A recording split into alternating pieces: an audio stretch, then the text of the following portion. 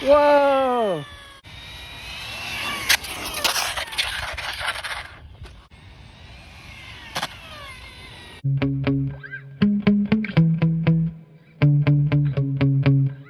Today, with the HBX 2997A, I'm going for a personal best on 4S. But first, I'm gonna start off with a 3S run.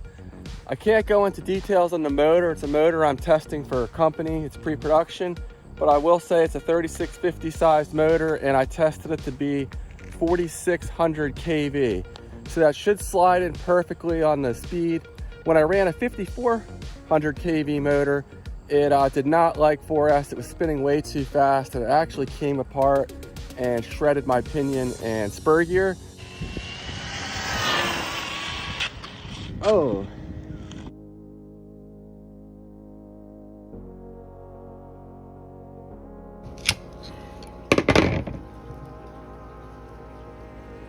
But this 4600 kV unit should be just about right to allow 4S running.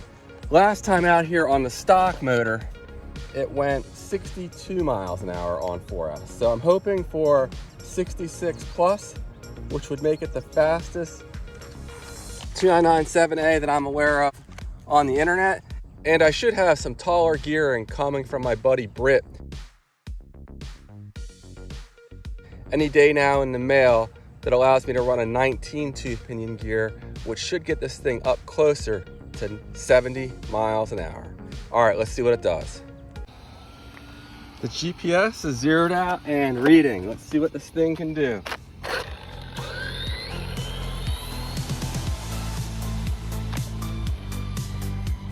Now, what gave me the higher top speeds are these AIMROCK tires I'm running on here.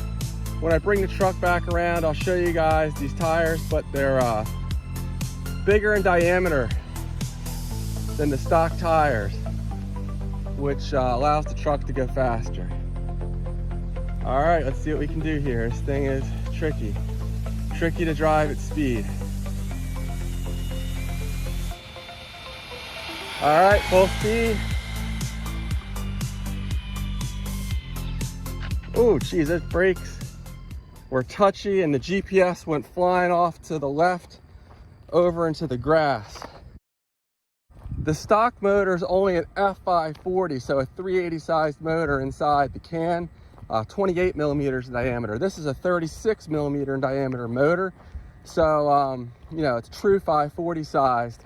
And because of that, it makes a lot more torque, and because of that, the braking is a lot stronger. So I'll probably need to turn the braking down in future videos. I was trying to avoid this shirt here, it messed me up.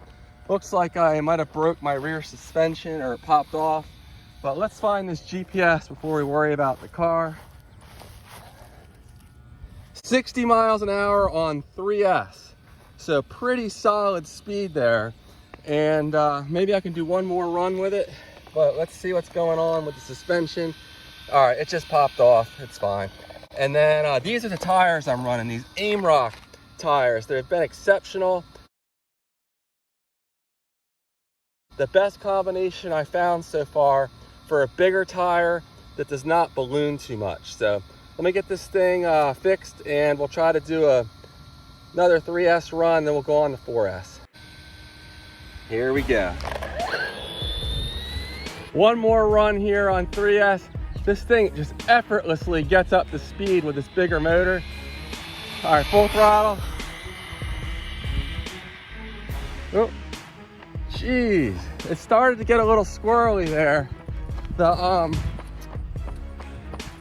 back tires are kind of wobbly.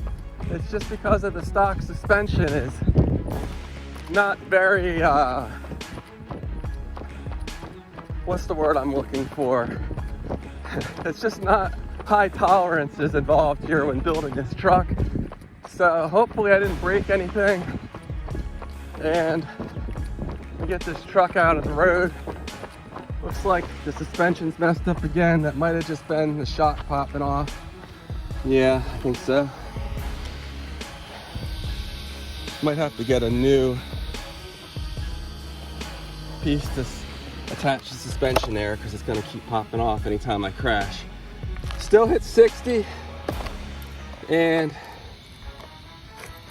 I can't show you guys the motor, but again, I'm running this Panther 3S LiPo by Turnigy, and it's my fastest and strongest 3S LiPo that I own. Okay, next up is 4S. This might get a little dicey here. I'm hoping, again, for at least 66 miles an hour. So, can we get 6 more miles an hour than 3S?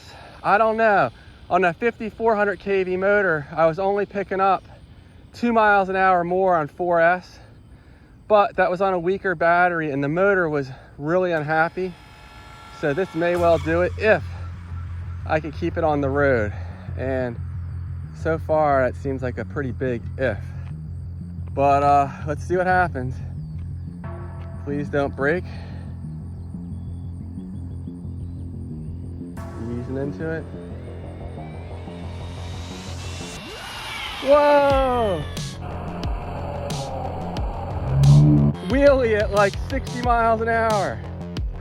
All right, I'm gonna have to ease into it a little more gently next time.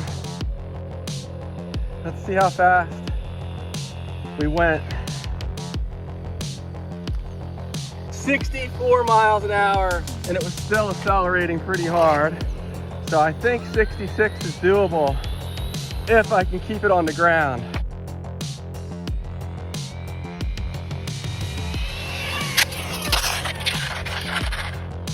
Wow, I just could not get the full throttle.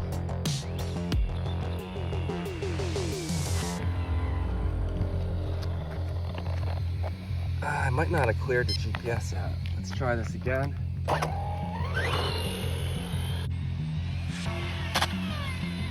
Jeez.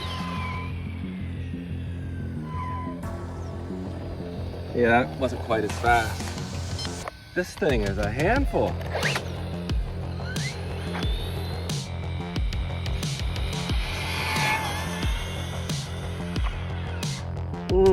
Hard. Only got the full throttle for a second. It probably did not log the true top speed, but let's see how it did. The amount of power this motor has over the stock one, it's a huge jump. The actual speed's not a whole lot more, but man, it definitely has a lot more power. Well, my GPS went into orbit and I haven't found it yet. But let's check on the motor temperature. All right, and there it is. No better. 64 is as fast as I'm getting it before it's crashing. Maybe I'll try a little weight on it, but at this point the battery's not fully charged, so it might not get much faster. Okay, I've added some weight to the front, and we'll see if this helps keep the front end planted. Okay, we'll give it another shot, but the battery is just not fully charged anymore, so do our best.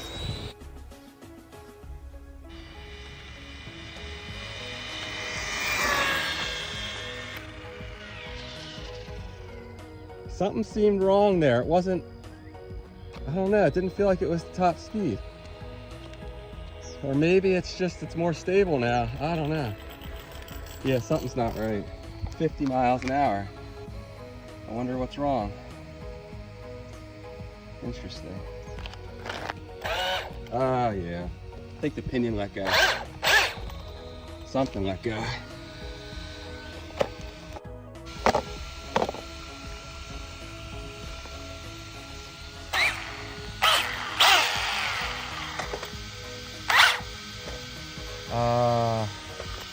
Yeah, I'm not sure what's going on here. The center diff might have let go. I don't know. I'm gonna have to open it up when I get home and see what's wrong. That's it for today. And there's the damage to the end of the broken CVD joint.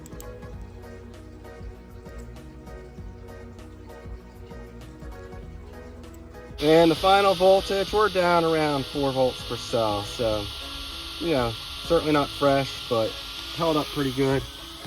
And again, that's my Turnigy Panther 4S